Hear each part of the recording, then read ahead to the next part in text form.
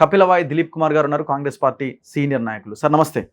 So మీ అంచనా ఏంటి sir? మనం ఎలక్షన్ ముందు మాట్లాడిందేనా, లేకపోతే 50-50, 60-40, 70-30 ఎట్లా కనిపిస్తుంది? ఎలక్షన్ ముందు మనం అనుకున్నాం 50-50 అని.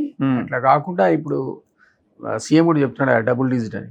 డబుల్ డిజిట్ అంటే ఆయన అంతకుముందు 14 కూడా కాదు, అది can be 10 also, it can be 14 also, 13 అంటున్నాడు. 14 అనేది ఇంపాసిబుల్, అది ఛాన్సే లేదు, అవకాశం 13 కూడా అవకాశం లేదు. అయితే అదే నేను అనుకోవడం అయితే అది 9+6 అవుతుంది, ఒకటి చెప్పలే. ఓకే, 9+6 అవుతుంది కాంగ్రెస్, 6 బీజేపీకి, ఒకటి చెప్పలేము.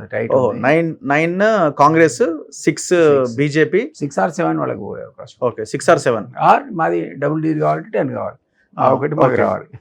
ఓకే, సో ఒకటి వాళ్ళకి పోతే 7 అవుతుంది, ఒకటి మీకు వస్తే 10 అవుతుంది. 10 అవుతుంది డబుల్ డిజిట్, అప్పుడు రీచ్ అవుతుంది. నేను అనుకుంటా అది 9 and 6 అయితే క్లియర్ కనబడుతున్నాయి, ఒక్క సీటు టైట్ అవుతుంది. సో మేము కూడా అదే అన్నాం, 8 to 10 కాంగ్రెస్ ఆర్ సరే మీరు మరి 6 to 8 బీజేపీ చెప్పారు. 8 to 10, 6 to 8 అని మీరు అన్నారు. అంతే అంతే మ్యాచ్ అవుతుంది కదా. సో బీఆర్ఎస్ 0 అంటారా? మెదక్ కూడా ఛాన్స్ లేదా? పాసిబుల్. మెదక్లో డెఫినెట్లీ వాళ్ళకి ఓట్లు పడ్డాయన్నమాట మనకు ఫీడ్బ్యాక్ వస్తుంది.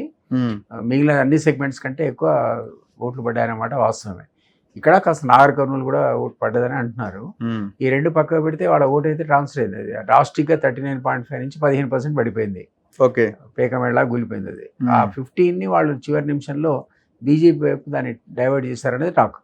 అదే కొన్ని ఇప్పుడు భువనగిరి కానీ ఇటు నాగర్ కర్నూలు కొన్ని నియోజకవర్గాల్లో అవుట్ రైట్ ట్రాన్స్ఫర్ అయింది. డెఫినెట్లీ అందులో అనుమానం, మాకు కూడా ఫీడ్బ్యాక్ ఉంది.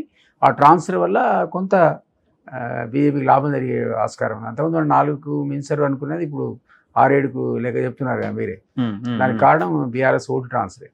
ఓకే, సో ఏ నియోజకవర్గాలు మీరు మేజర్గా ఇప్పుడు ఉన్న 4లో అంటే బీజేపీకి ఉన్న 4లో కరీంనగర్, నిజామాబాద్, సికింద్రాబాద్ అండ్ ఆదిలాబాద్, ఈ 4 బీజేపీయా లేకపోతే మీరేమన్నా దాంట్లో తీసుకుంటున్నారు? డౌట్ఫుల్ అండి. సికింద్రాబాద్ బీజేపీ రావడం అనేది కొద్దిగా డౌట్ఫుల్. ఎందుకంటే అక్కడ లో పర్సెంటేజ్ ఆఫ్ పోలింగ్ అయింది.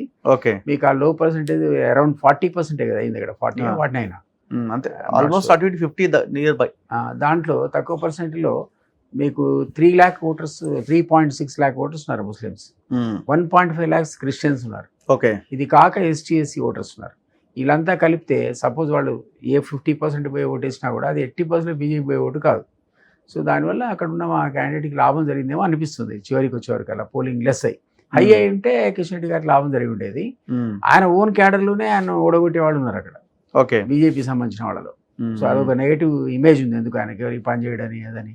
మనిషి మంచివాడే, అది నేను కూడా కాదనండి. కానీ బట్ మాకు పని చేయలేదు ఇంటర్నల్గా క్యాడర్లో ఒక డిస్సాటిస్ఫాక్షన్, అది కూడా ఆయనకు నెగటివ్ పని చేయొచ్చు. సో అందువల్ల అక్కడ ఫైట్ అనేది చాలా టిపికల్గా ఈవెన్గా ఉంది. దానం నాగేందర్ వర్సెస్ ఈయన కిషన్ రెడ్డి.